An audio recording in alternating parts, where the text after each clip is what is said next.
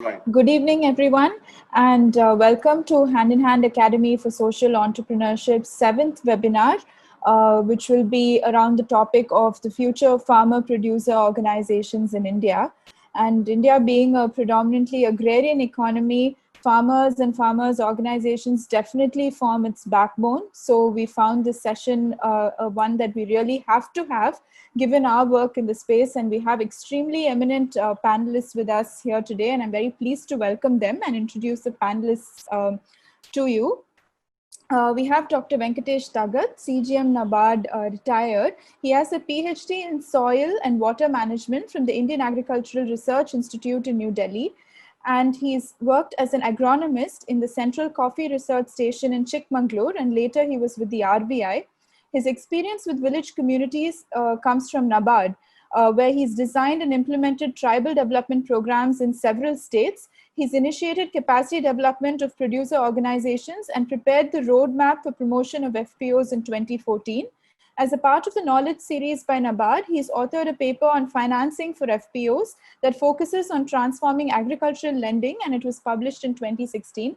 I think we have you're the most apt person for this panel, and as Mr. Anil Kumar said just before this, you seem to be a wealth of information and you have a lot of experience. So we're very, very pleased to have you here, and we look forward to hearing your views, Dr. Tagat.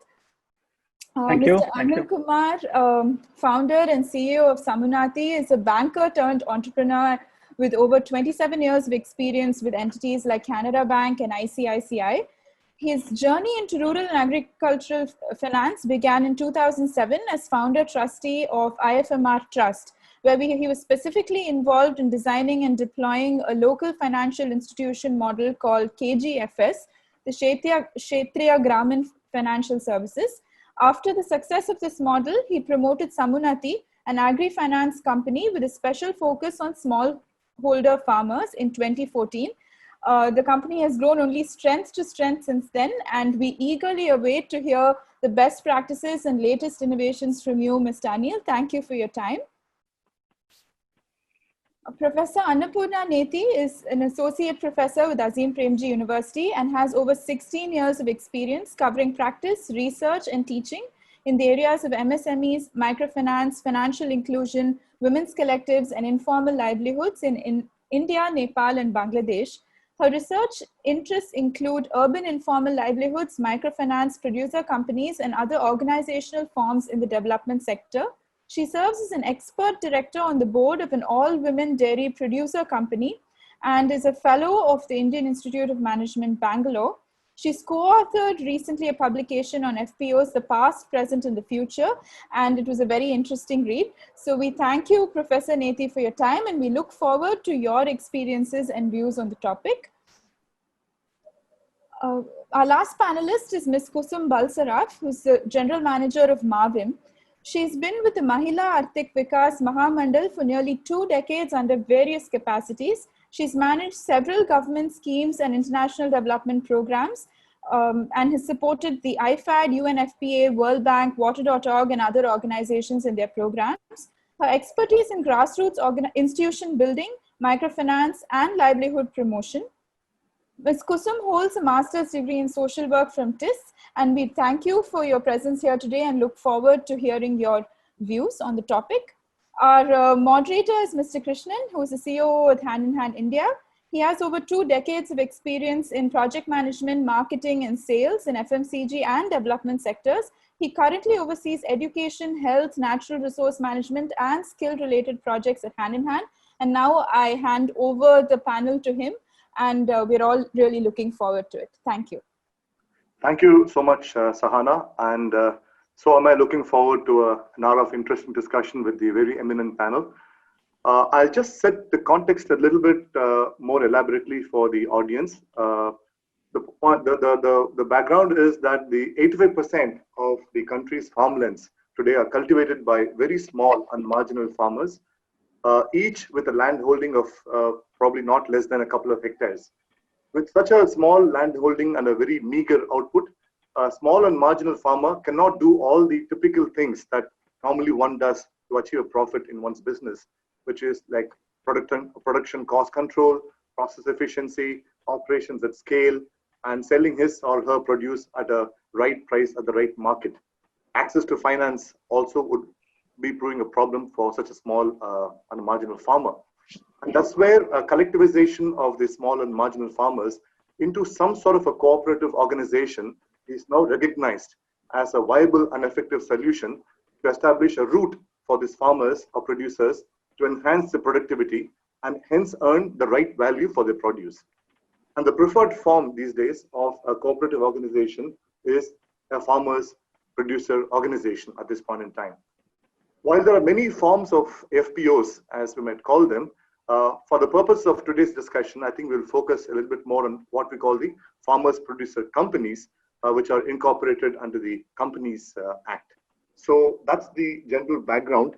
And this sort of leads me to the first question that I want to pose to the panelists, which is that the farm income has always been an area of concern for the governments for all times to come, And the government has set itself now, I believe, an ambitious target of doubling farm income by 2022. In this context, can you please elaborate the role that the FPOs can play to act as a catalyst to improve the farmers' economic situation? So that's the first question that we're going into. And I would like to ask Dr. Thagat to lead the discussion. Dr. Thagat? Yeah, I mean, this is a good how farmers' income can be keeping in mind farmer producer organization. Though you said we should concentrate on FPCs, but I think the current policy government of India says they can look at, other than the farmer producer company also, NCDC is going to promote some of these. So that is one clarification. Okay. The second is the idea of how farmers' income can be improved has two dimensions. One is, can we cut down the cost of cultivation, which is very important because many of the farmers incur most of the costs for, purchasing inputs. And depending on the crop, the inputs are not so easily available in the market, and it can be, a very expensive affair if he keeps going after them every time. The second, of course, is the role which is needed, as you said. If they produce very small quantities, then they cannot set the market price for such commodities in the local market at least. So from these 2 points of view, I think the FPO has a very important role to play. And as my other colleagues will supplement, the initial role which most FPOs have been playing in a very big way is in providing these input supplies to the farmers, basically seeds and then fertilizers. If they buy in bulk for all their members, then they find that this is working out a little cheaper than the market price for the commodities. This is especially so in case of, say, cottonseed, which is quite a popular crop in Maharashtra and Deccan Plateau, and also in other parts, because most of them grow what is known as BT cotton, and there's a lot of competition, and the pricing for these BT seeds, cotton seeds, are very, very, is not very stable, let us put it that way. So when FPOs help them in procuring these, to that extent, they're ensuring that the cost of cultivation comes down. This is true in all other crops also. Similarly, when they do aggregation, if they're able to find bulk markets, even if it is a local trader who says, I will buy, or aggregators like Jumbo Tail, Waycool, and others, then also they would say we need minimum amount of quantity. So in both ways, I think the FPOs play a very critical role to help farmers to reduce cost of cultivation and help them to access markets which are maybe local, but still stable. Thank you very much, Dr. Thagat. When I said that we will concentrate on FPCs, obviously the government is focusing on FPOs and not necessarily FPCs. A couple of the questions I had were specific to FPCs at some point in time down the line, and that is the context at which I make. But I take Right. your correction, and we can, not be restricted by the fact that we have to talk necessarily about one form of the FPO, which is the FPO. FPC. We can make it broad-based during the course of this discussion. Right. I would like to pass this question on to Ms. Kusum. Could you please give us your views on the roles that the FPO can play in increasing farmers' income, please? Yes. So, sabko namaskar. So basically, outset I would like to thank to Hand in Hand Academy for inviting me to share the Marvin's experiences over here. I would like to state first of all, Marvin has not yet technically established any FPC. So still I'm here because we have promoted institutions of the federations of the SH. And these community institutions has been nurtured by 10 years by Marvin. And that is, I think, that is the format which I'm going to talk.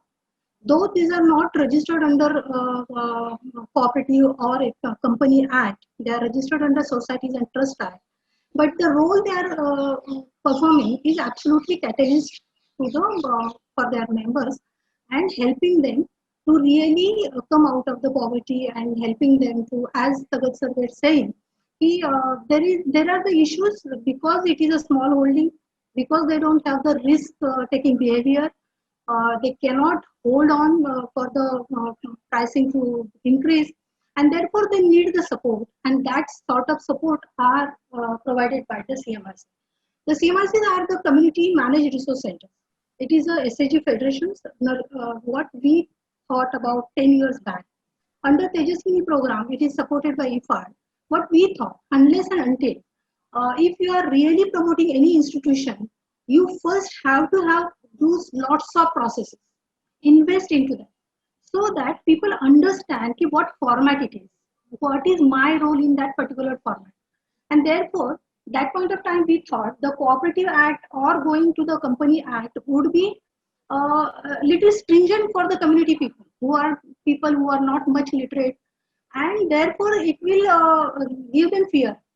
And therefore, we went into the Societies Act registration, and the community has been, the CMRCs has been registered under Societies. Although there are some limitations to do the business, but in terms of providing the support to the community, there are no limitations. Because now if you see our CMRCs, they are doing what? They are providing the support, they are forging the loans basically. They have a partnership with banks.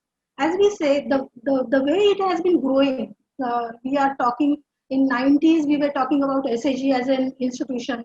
Now we are talking as a FPC as an institution. So I think in it that we are really growing, we are showing the growing path. The SAGs has been maturated, the absorption capacity has been really increased. Poor are considered as a bankable clients.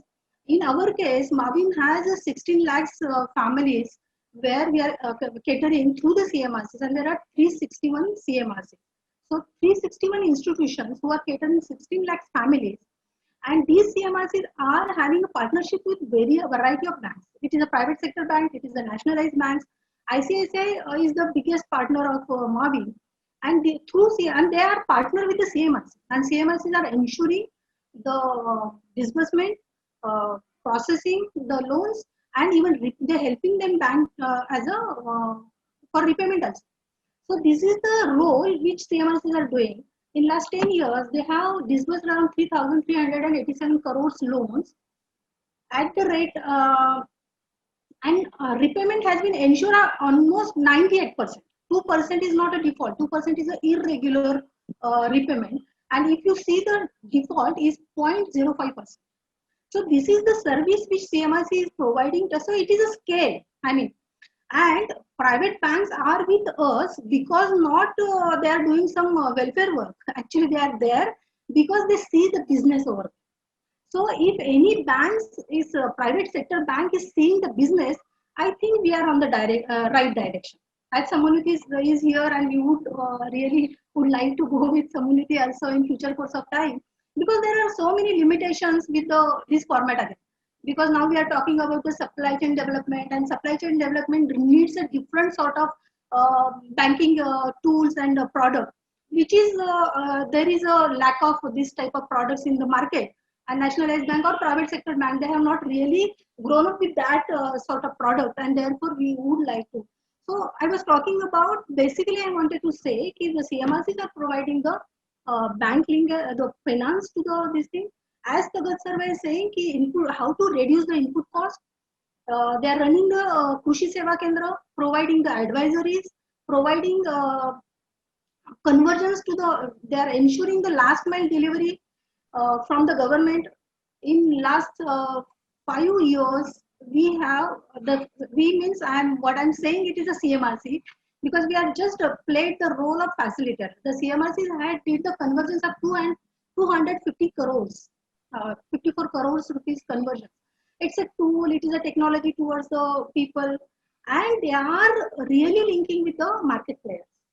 For example, Lean Agri, Lucius, these different of players are coming, and CMS is doing the aggregation.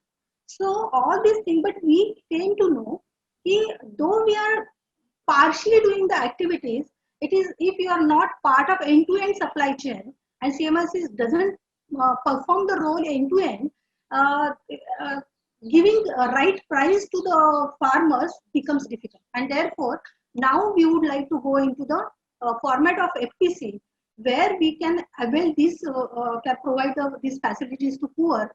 And I think this is something we can definitely achieve within a very short of time, because CMRCs are already, institution has been rooted into the community with the governance, with the system. Thank you. Thank you so much, Ms. Kusum. I think you also hit upon one reason for your CMRC, which is the difficulties in compliance, etc., that sort of made you go the CMRC route, and that is something that we'll be talking a little bit more of in the session. Thank you so much, and it's really great to talk about the kind of scale that you achieved with CMRC, which is virtually the functions of which are very closely mirroring that of an FPC. I would like now to invite Professor Annapurna to give her views on the roles that FPOs could play to increase farm income.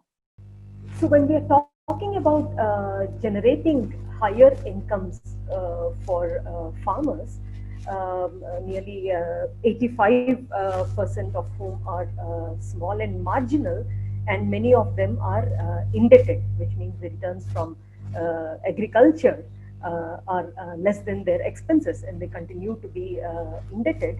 So we have to think of a rural economy where the farmers are able to generate higher incomes through greater participation and control over value chain, which means that they are able to engage in or take control of the processing, the value addition, and so on, other activities in the value chain. So in such a case, and when we have many small and marginal farmers, it becomes important to bring them together as a collective. And this is where I think collectivization of farmers in the form of any kind of farmer producer organization, we have, like you said, we have had multiple forms, cooperatives, farmer interest groups, associations, and so on, to the recent producer companies. The farmer collectives also have the potential to encourage entrepreneurship within the wider community, and further strengthen local agriculture value chains, creation of jobs, and so on. One specific advantage that producer companies have over, say, other forms. Of course, producer companies come with their own set of challenges, which we can see as we proceed through the discussion. But one distinct advantage is that as the shares can be owned only by primary producers or their collectives, this reduces the possibility of any kind of undue influence from others who are not really vested in the success of the organization. and reduces the dependence on say for example government for funds and support. But yes, we will look at the challenges that one form of collectives, that is producer companies, we'll look at it as we go. Sure. Thank you so much, Professor. I think the good point that you make there is the fact that this form of FPOs does give the farmers a greater control over the value chain, and that is something which is very specific to the farm community, that they don't have a control over setting their own price. They don't have control over any production efficiency like normally you would expect in any other business. And unfortunately, it's the farm sector that has where the primary producers have very little control over what they're producing. I invite Mr. Anil Kumar to give his views on this subject. I think you're muted. Yeah. Okay. Good afternoon, everyone. Rather good evening. It's wonderful to be here on the panel, especially with the kind of panelists that we have. It's a privilege. Let me come from the perspective of the members, the farmers. Why do members join a FPO? What is it that they are looking forward to, which in a way becomes the expectation from the FPOs? If I am a member in a farmer producer organization, what do I want? I would want inputs, the ones that I require, when I want, at a price which is comparable to the market, and if it is a tad lower, it is great, right? And on the post-harvest side, I would basically require my FPO to be able to buy whatever I am producing, but sell when the prices are better, and if possible with a primary processing. Right. However, give me a little bit of liquidity for my next crop. These are my expectations when I look at becoming a member in a FPO.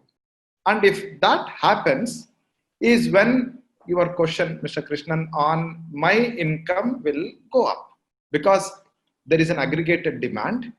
Aggregated demand, when forecasted, would mean you will actually procure before season from 2-3 layers above a retailer and then make it available. We all know that timely application of inputs in the cultivation process will have a uptick in terms of the yield, which most of the smallholder farmers, if I am the member, I am a smallholder farmer, the yield is also dependent on how timely my inputs are for my crop.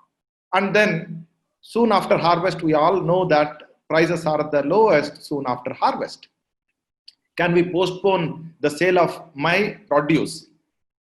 But my liquidity that is required soon after harvest is taken care of. Now, without doing too much of intervention, if these requirements are taken care of, then my association with my FPO becomes meaningful. This sounds simple but not easy, because for the FPO to be able to fulfill these expectations of their members is complicated, and that is what I hear Dr. Tagat and Madam Kusumji from her CMRC experience and Dr. Annapurna, Professor Annapurna mentioning. Because now we are transcending from an individual requirement to a collective requirement, and collective requirement means the institution capability that the FPO requires. There you are transcending to an institution, and who is running this institution? 4 or 5 people like me. We are farmers. We are not people who have run institutions, and on that you also layer the FPC, the C dimension of the institution. We'll come to that later, since you mentioned there is a separate discussion on it. I will not get into it. So the way we look at the FPO space from the vantage point of Samunnati is the requirements are simple, and hence starting point could be how can we make the FPO to fulfill these aspirational requirements of their members as a starting point. And to do that, we have come out with this structure called AMLA approach in Samunnati: aggregation, market linkage, and advisory services. Now, aggregation, set of people doing the same economic activity coming together for their common requirements. Set of chili growing farmers, set of sugarcane farmers, set of potato growing farmers, set of farmers who are in dairy value chain, right? their requirements are homogeneous, they are similar. Because their requirements are similar is when their ability to aggregate their demand gets enabled and market linkages are possible on the input side. So is the case with the, with their harvests, when they are able to aggregate their produce. But then on both sides, the moment you bring in ML, the market linkages dimension, two things happen. One, as an individual, I'm not going to the retailer that I am going in my usual course of a crop loan kind of a structure, assuming I'm getting a crop loan, or whatever sources of finance that I have for my next crop, I need to go to the local most part of the retail chain of the inputs.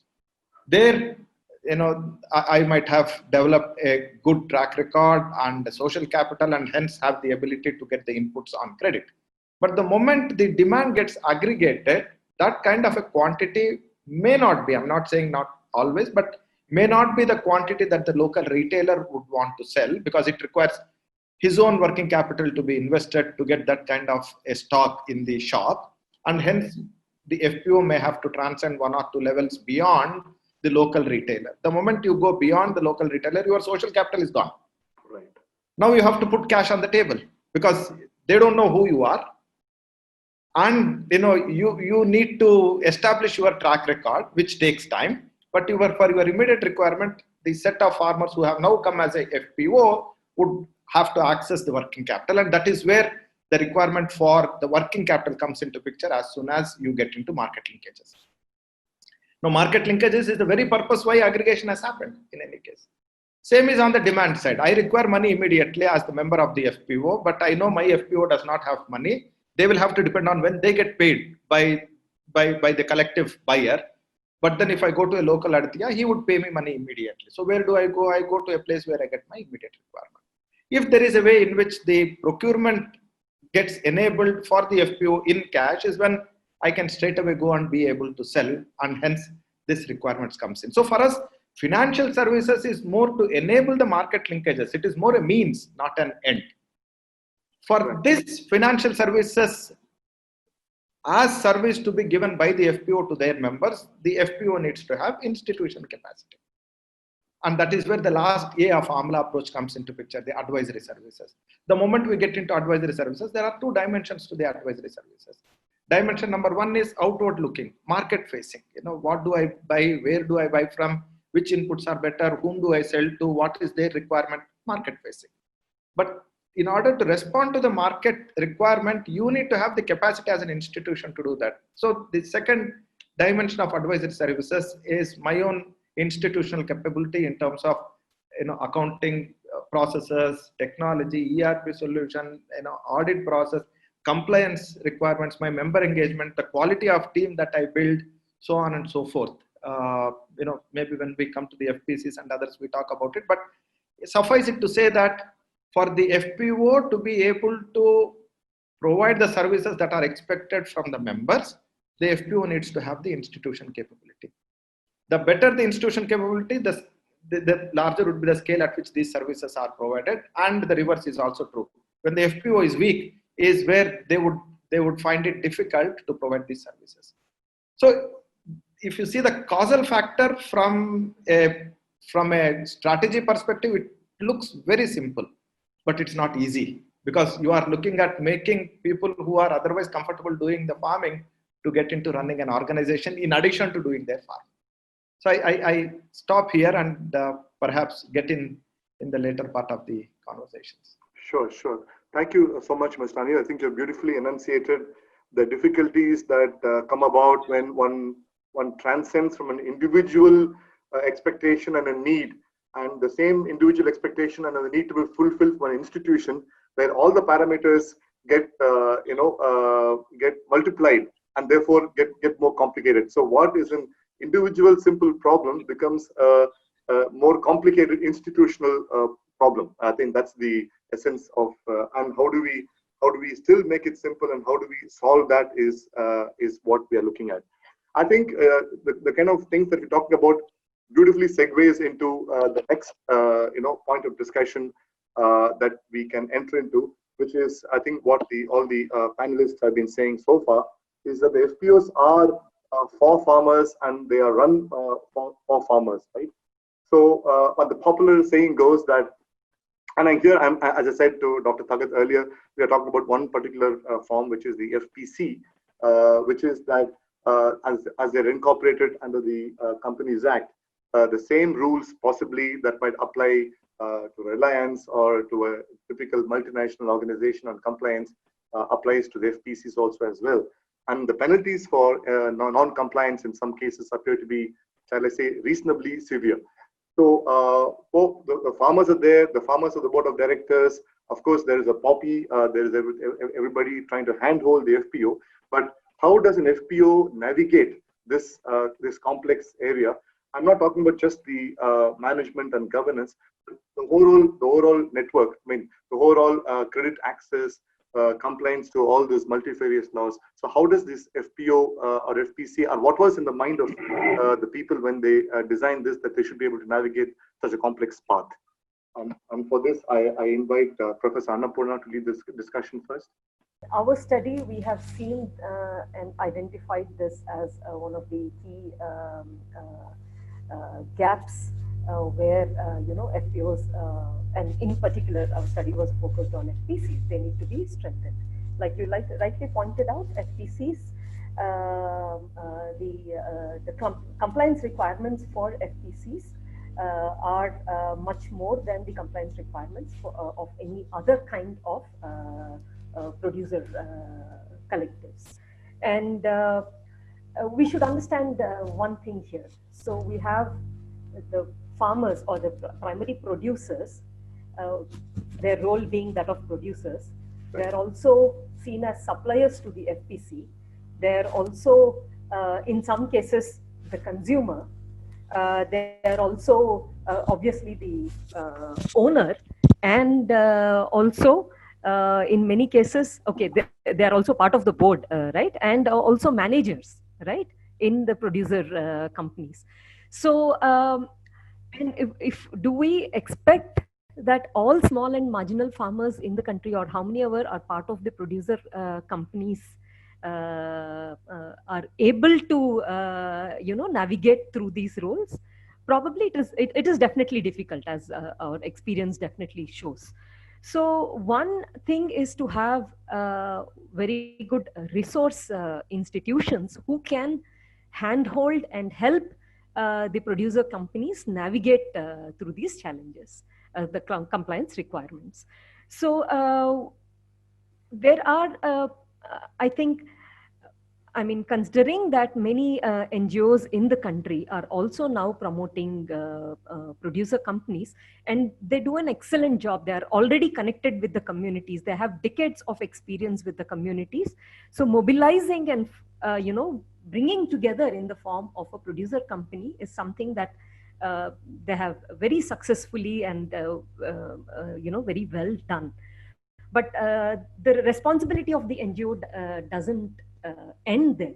So how do we then take forward the idea of, while the NGO may be associated, say, for a period of 3 years or 4 years, 5 years in many cases, at some point there has to be the FPC itself has to take ownership for meeting with these compliance requirements, or there has to be an enabling ecosystem that will help with all this. So in that sense, we have to think about different models of bringing this in. So one way is that, see, and again, with deep respect for the lot of work that NGOs do in the country, but running a for-profit business is probably something that not every promoting institution is really comfortable doing.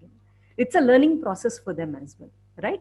So is there a way that, after the initial mobilization and stabilization period, is there a role for another organization that can actually handhold the FPC as they move up the business life cycle? So that is one. The other thing is, can we think of different models? For example, we kind of suggested, or we have actually seen in our study, a 2-tier model where one tier actually supports the FPCs that are under it, that are associated with it. All the expertise that is required in terms of, let us say, we need a company secretary, we need some kind of legal compliance, we need statutory audit, all these kind of things can probably be concentrated at the top tier, and they provide the help for the smaller FPCs that are essentially acting as suppliers to the top tier FPC. So in that sense, there is also sharing of costs. So can we think of these kind of, so there is no, it's not a one solution, one size fits all kind of a solution. We have to think of, multiple of these may have to be tried. And we need multiple of these kind of things, like having a different kind of institution handhold, having experimenting with different kinds of models and so on. Yeah, thank you. Thank you, Professor. I would like to ask this question to Mr. Anil Kumar.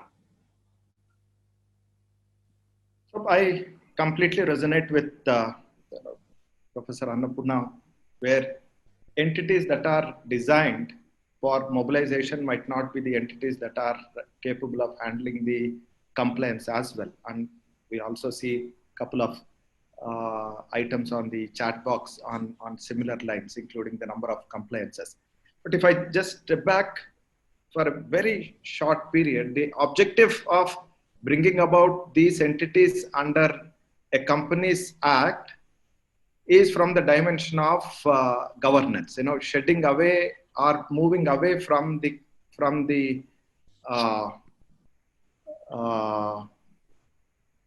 perceptions about the governance and challenges in terms of cooperative sector to a better governed entity with the principles of cooperation being intact is how the producer companies came into existence.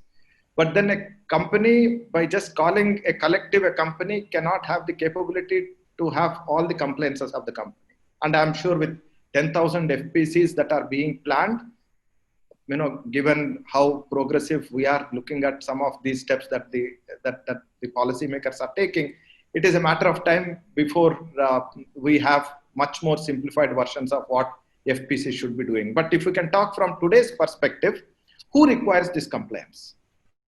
The FPCs don't require this compliance if they are not wanting to do anything, right? Because for their sake, what do they want? They are collective and they don't require. Who requires compliance? Compliance is required by entities which are looking at working with the FPCs.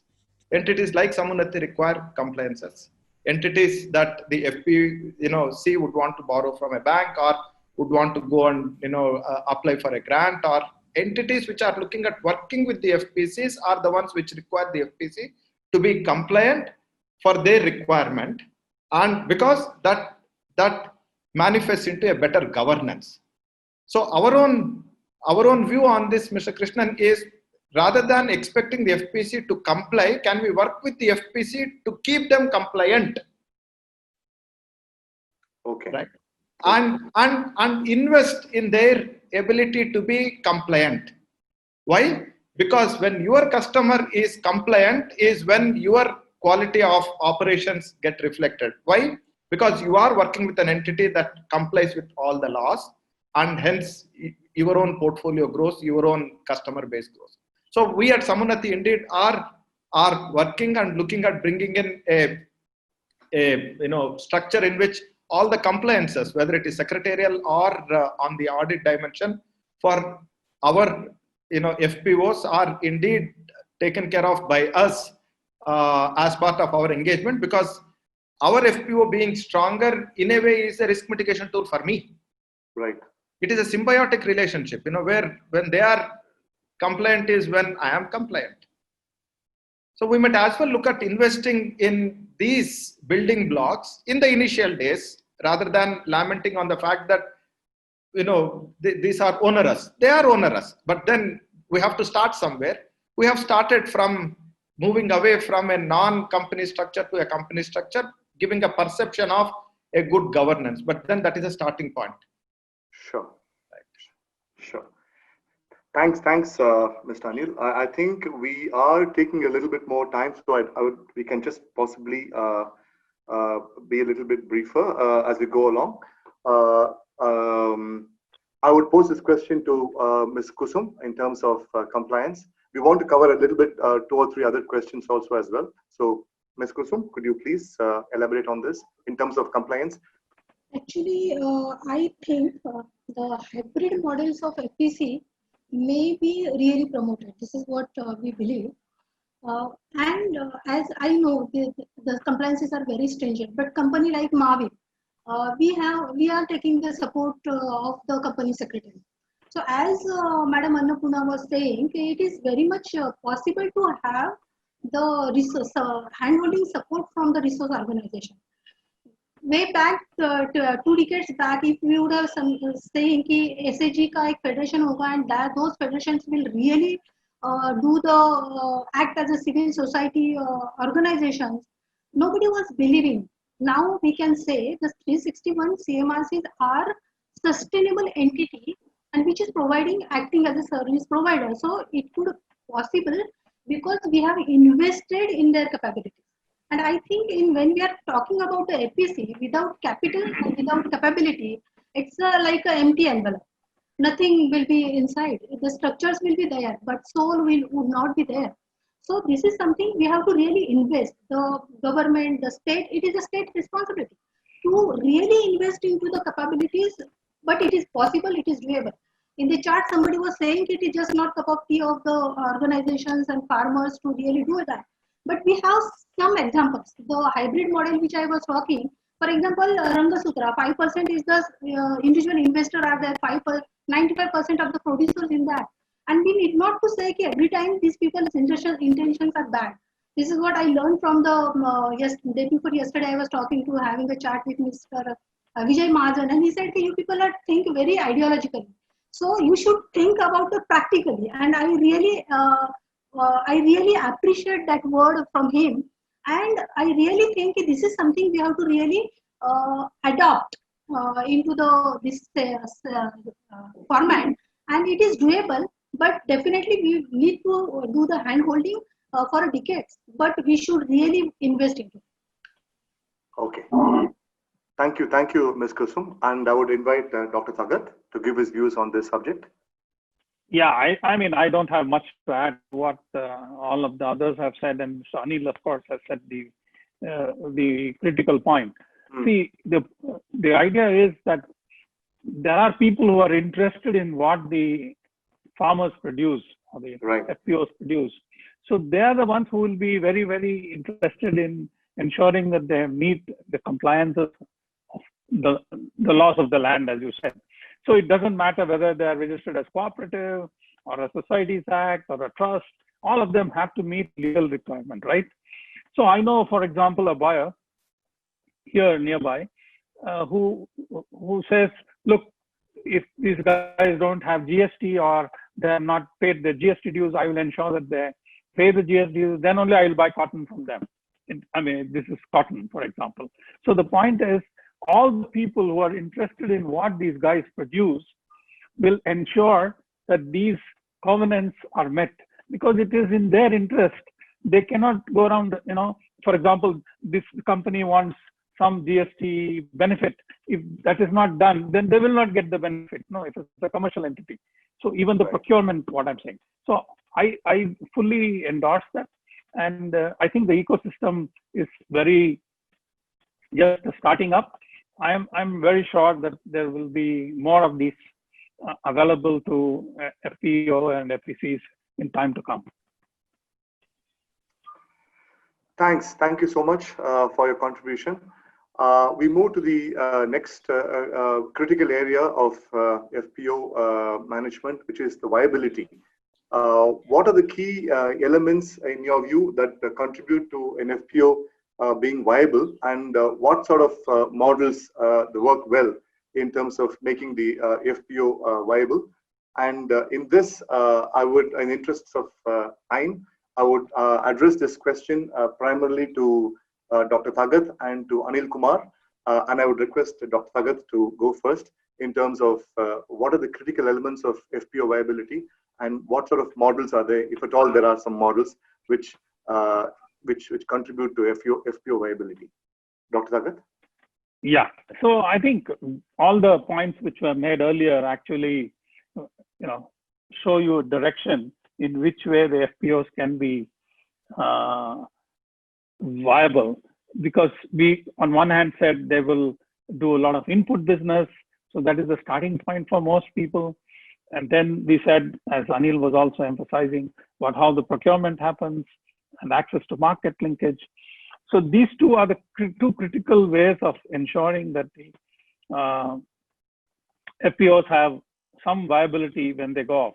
The reason why we need to stress on this is there is a minimum amount of cost for FPOs, whether you call it, what shall we say, the fixed cost of hiring people to manage their operations.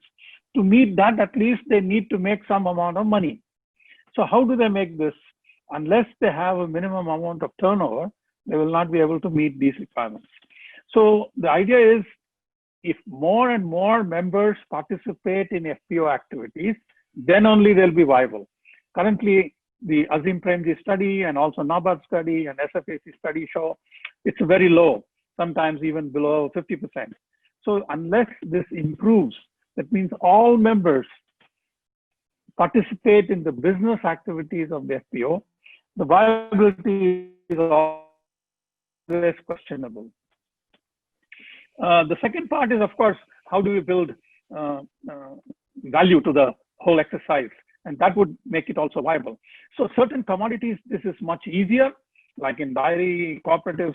You have heard of what Amul and all those NDDB cooperatives do, but it's more difficult when you go down to cereals and pulses. So it may happen. And in some crops like oilseeds, there are vested interests, which, the trading lobby, which also play a very important role. So you need to understand that not all crops are amenable to this kind of value addition and processing. So depending on what crops they're handling, then there would be some, benefit to their viability per se, that saying that, yeah, we did this and that is why we got to some money more. I think the key issue, if you ask me about viability, which I think is very difficult to describe now, but it's connected to this, is the pricing part.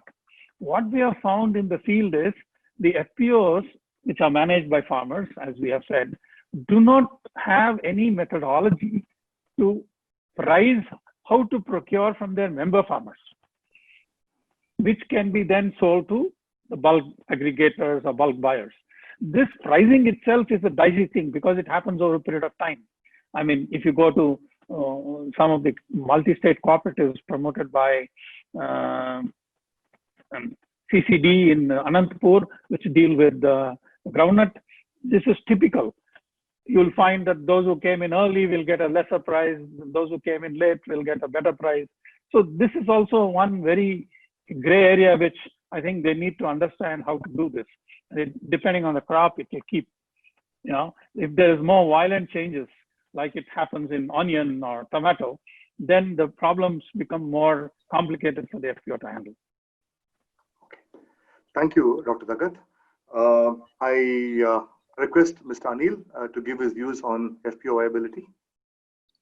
If you look at the handful of entities that are viable today, Mr. Krishnan, right, two things come out very clearly in our understanding and what we see on the ground. One, the ratio of active members to total members. Mm-hmm. Most of these viable entities have a very high participation by the members in the activities of the FPO. Where is the FPO deriving its power from? The power comes from the aggregated demand, whether it is for inputs or aggregated supply when it comes to the procurement. And when does that happen? When members start actively engaging. And many entities that say we have a membership base of say 500 farmers, it boils down to how many are active? 10, 20, 450. A FPO with 500 members and 50 members active tells a story. To another FPO with 500 members, but 450 of them active. Right. But then if you go to the next level of why are these members active? Because they see a value in the association. And what is the value in association? It is better to work together as a collective rather than work together in a disaggregated manner. for our economic benefit. Then that boils down to how did that come, and it again boils down to what we call the threshold volume or the escape velocity economics. The FPO at some point in time, maybe 100, 150 members, each commodity has a different dimension, but I'm just quoting as an example. With a 100-member FPO and all the 100 members coming together for their requirement, can they, move away from the gravitational pull of not being viable? And when we did a template with about 100-member FPO as a template for 2 seasons, their working capital requirement was about 2 crores and their revenue potential was about 6 lakhs per annum per FPO, assuming 50,000 rupees per crop. So these are all 3 assumptions, 100 members, 50,000 rupees per crop, 2 crops, and they buy everything, together for these 100 people. If there is a way in which the FPO has that kind of a threshold value volume from their resources, whichever is the resource providing institution, I mean financial resources, is when they can catapult themselves into a viable trajectory. And if you see some of the FPOs which are successful, especially in the state of Madhya Pradesh, they are the ones who are beneficiaries of a 25 lakh rupee grant that came from one of the programs that they were lucky to be selected. And many of the entities have built successful models now on the base of the 25 lakhs that they got. Right. So looking at FPO from 2 dimensions. One, what is that escape velocity that is required? And then how do we sustain that velocity is an important dimension, because we cannot expect the members to be active without an economic interest aligned as an incentive. If I am the member, why would I do it if I don't know what is the benefit for me, which is fair. Right. Right. Yes, yes. Thank you so much, Mr. Anil. Yes, therefore, the critical issue is there. I mean, the takeaway there is that, like what Dr. Dagat and you are emphasizing is that the number of members have to increase. It's just not the number of members, but also how many members are active.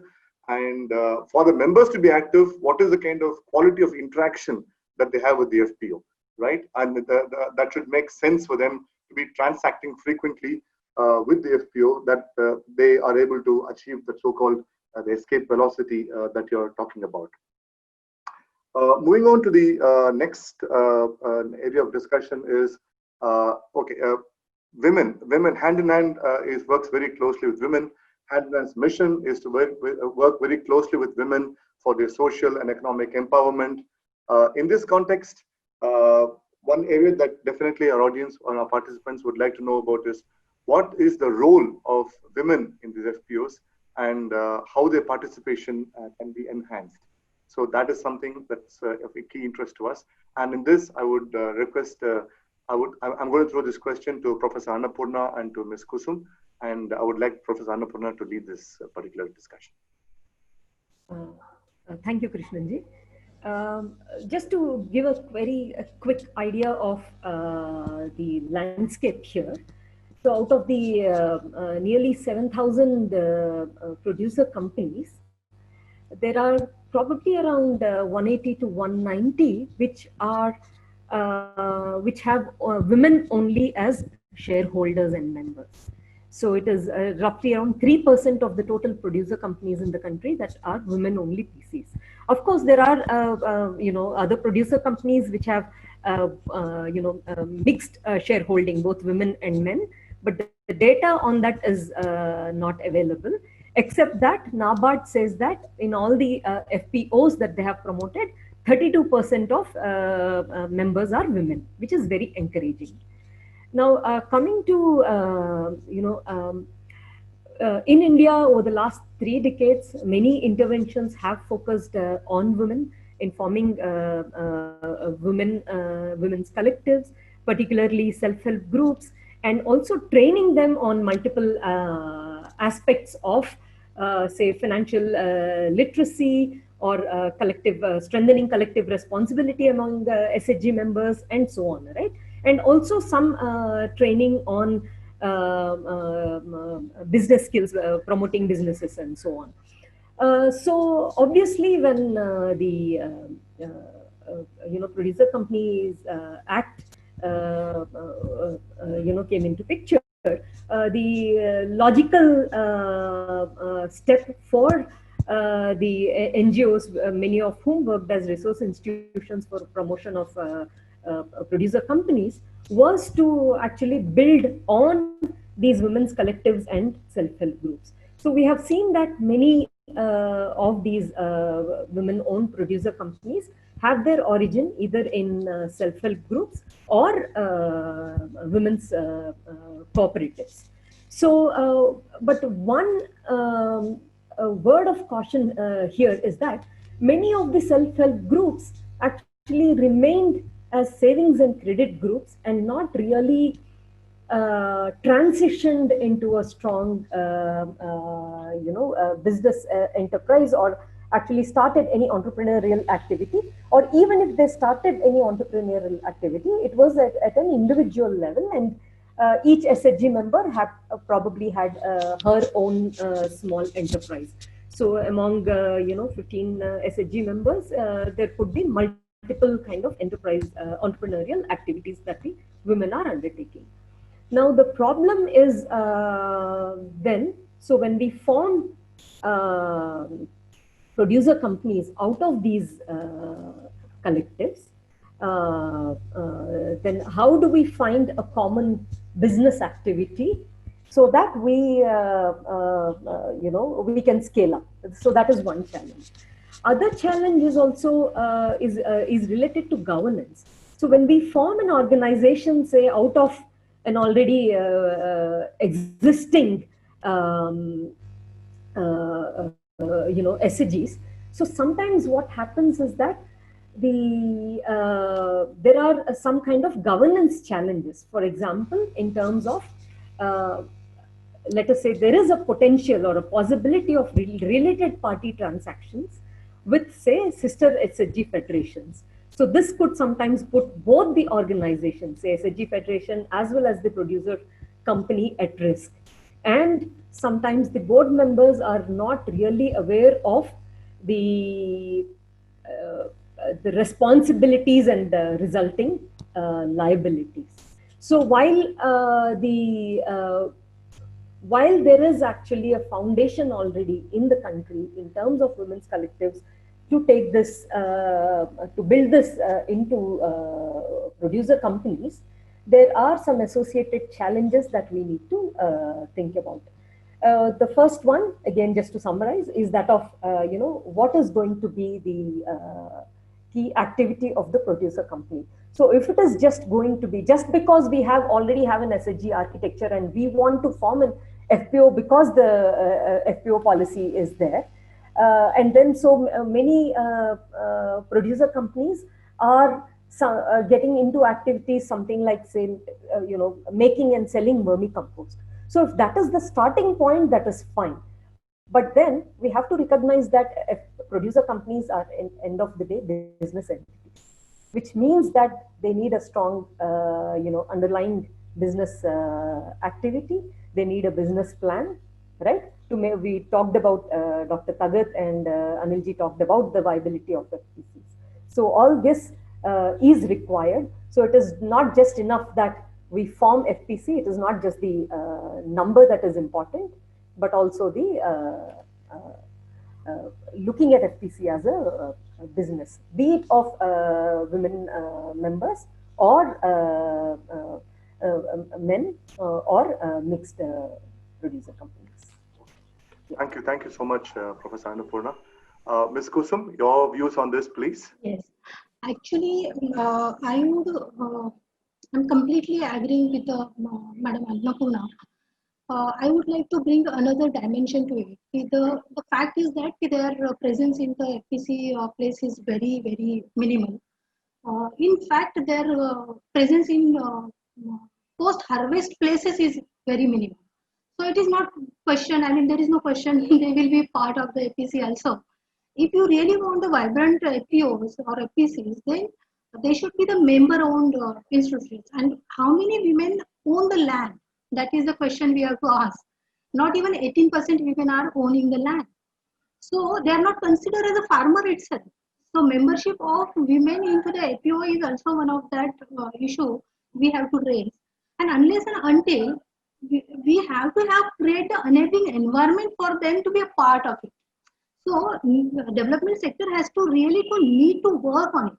As we know, our labor system is very gender biased.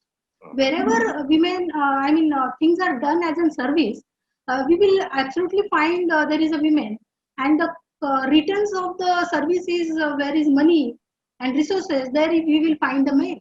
That is the situation in the prevalent into the society. How can we can really expect women to be a part of FPO where you are expecting the all business, and therefore there is a need to really work hard on this so that women and as madam said, being a women's development corporation, we have a 361 CMRCs. 100% women are part of it.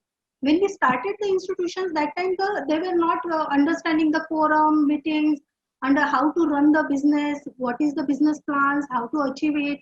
Those things were not aware about it. But now everything has been done by them, and they have graduated from SAG income generation activities to enterprises. So the space they have really occupied. In the total universe with 16 lakhs families to whom they are working, 30% of women has graduated as entrepreneurs. That is something a huge achievement I could really say. And these women can be definitely part of it, but we have to really create the enabling environment, and then only we can expect they will be the women led and women managed FPOs can be there. And it is very my our personal experience is that when you work with women, it is very easy because they are very flexible to adopt the things, new things. They are very much they do so much efforts. They are ready to put the efforts, any number of efforts to be to the things. So therefore, I feel there is a absolutely it is not something which cannot be doable, but we have to really invest into that. Thank you. Thank you so much. I think actually because of the kind of excellent discussions that we have had so far, we have a couple of questions which I had, which I wanted to pose to the panelists. I'm not able to get through. I will just very quickly, maybe 1 minute each to the panelists. I don't want to, this is of critical importance, which is basically, we have talked a lot about the need for the FPOs, their viability, their compliances, the difficulties in compliance, the activity of the members, how members should be very closely aligned to the FPOs, etc., and the women FPOs. So very quickly, briefly, in a couple of sentences, if you can please, what next? What is the future of the FPOs? And I would ask Dr. Tagat first. Oh, okay. So I think we are run out of time. So to put it very briefly, the idea is, can FPOs play a role in ensuring that agriculture operations are provided as services to their members? This is one way of increasing the viability of the institution. So one was, as we started, we said inputs and then we said procurement. But we have found in many places where, as maybe you also are aware, in the Javaja Hills and in other places, where the FPC starts providing agriculture services to their members. It could be nursery, it could be vermicomposting, it could be seedling development, it could be anything. And I know in some cases in South Gujarat where they do even pesticide management of their members.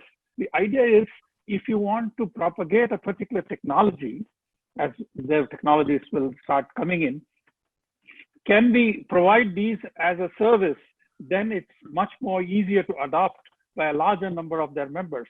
This is one way of ensuring member engagement with FPO. This is very critical going forward, because all small farmers can't do everything what we're saying, or what technologists will say, or what is recommended by the scientists.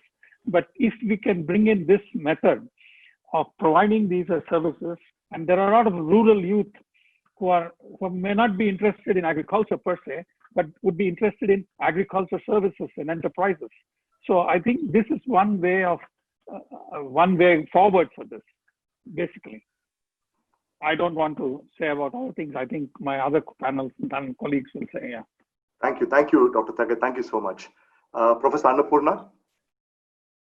Yes. So I think the COVID crisis has shown how important collectivization can be. We all know of examples where farmers, I'm not just talking about as a producer company, but as collectives quickly get together, identify markets, actually take the produce, and using technology. I mean, they have formed WhatsApp groups with communities and so on. That was very, very encouraging. The other thing I would like to mention is some initiatives, by various governments and other development organizations. I mean, which are there, which can probably be taken as examples for further replication. So one example I'm just giving is, I think Odisha government, when they are working with women SHGs and forming producer companies, they're also looking at leasing the ponds, village ponds for aquaculture to the producer companies.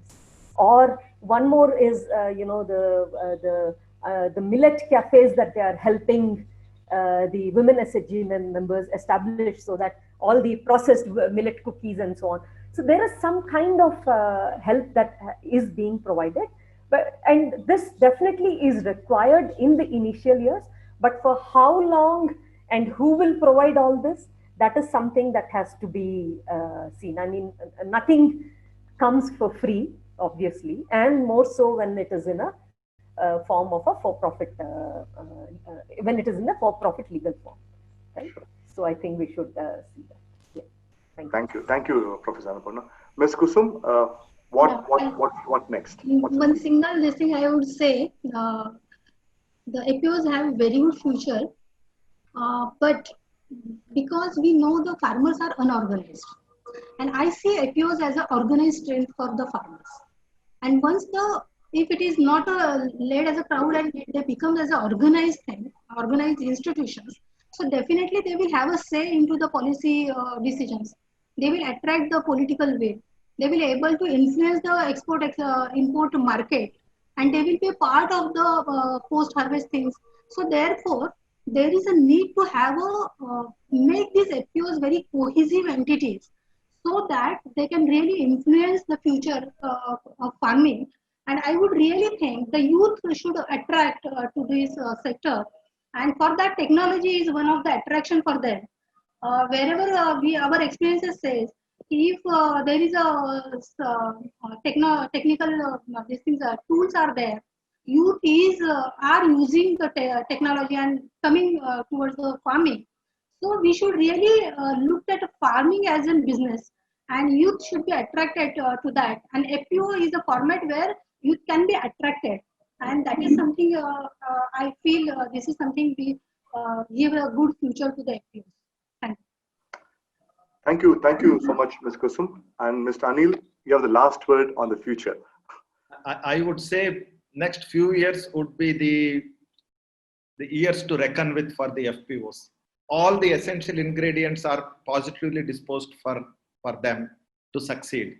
The policy level initiatives are enabling private capital flow into these segments is becoming better. The agtech companies and the startups in agri ecosystem are all talking about working directly with the farmers and their collectives. Plus, there is a general positive feeling about moving towards the farmer collectives, in the recent times. So I would say the FPOs need to seize the moment. Time is right, and this is the right time for them to reckon. Okay, seize the moment. The time is right. So that's very positive, and I think that sort of takes into some sort of a conclusion on the points. I had a couple of more questions on technology, etc., but unfortunately we don't have time. I will just take one question from the audience, and this is something because, as you know, ultimately hand in hand is in the overall, let's say, field of poverty reduction and employment. And so one question that's sort of there are plenty of questions, as you might have seen, but one question I thought, given the time that we have, is which I thought may be appropriate given our own vision and mission, is that given the fact that agriculture is not being chosen as a career option by most of India's youth, how can FPOs in India, because of the fact that they are the future and they are bringing in more and more professional management, and they may possibly improve the viability and the overall profitability of agricultural operations, how can FPOs in India rekindle interest and faith in agriculture as a viable livelihood? And I would, again, lack of time, I would pose this to two panelists, and I would ask Dr. Tagat to lead with this, please, in terms of how can FPOs in India rekindle interest and faith in agriculture as a viable livelihood? Yeah, I mean, I just mentioned to you that agriculture services would be the key sector where the rural youth would be interested in. The youth is not interested in the drudgery of doing everyday operations on the farm. So if you want to attract them, they would look at more enterprise type of activities in agriculture sector. So can we look at how we can make many of the operations which currently farming communities do or farmers do into an enterprise, which can be provided under the guidance. I mean, FPO need not do everything, as you know, even in Jawada Hills, that they can ask some enterprise, I mean, rural youth, to provide these services to their members. So in one way, you're reducing the drudgery of people who are doing agriculture. On the other hand, you're bringing in youth who would be interested in providing these services. And we have seen this in many places. I mean, in Karnataka, we have worked with some people, and in many other states, we found that people are very interested. I mean, just to highlight this, I've heard that in order to promote, for example, paddy cultivation in parts of Kerala, which is bordering Tamil Nadu in Palghat, there are entrepreneurs who provide seedlings directly to the farmers. They don't even need to have nursery. So the idea is, if we can provide these as services, then this would encourage and make, agriculture less drudgery and more profitable for young people to participate in it. Thank you, Dr. Tagat. Mr. Anil, your views on how FPOs can sort of rekindle interest in agriculture by the youth?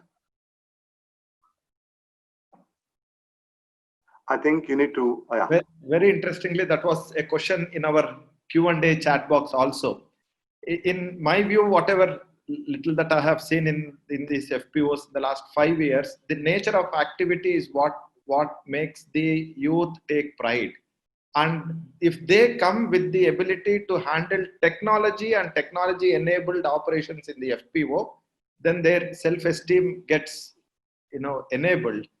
Because now they are not coming to do farming back to the FPO, but they are basically coming to aggregate and deploy new age techniques to make farming better.